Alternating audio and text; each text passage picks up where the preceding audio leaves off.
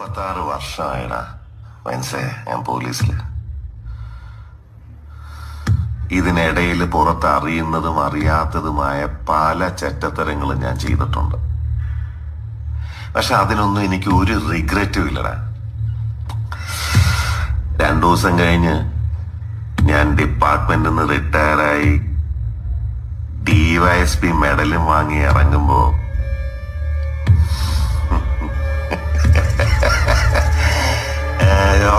പഴയ George sir തന്നെയാണ്. നീ ആരെയാണ് ഈ പേടിപ്പിക്കുന്നേ എന്നെ?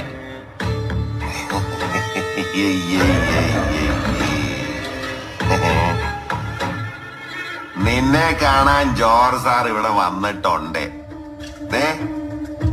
നിന്റെ മുമ്പില് ജോർജ് സാർ ഇങ്ങനെ നിൽക്കുന്നുണ്ടേലേ നീ ജോർജ് സാറിനെ ഇനിയും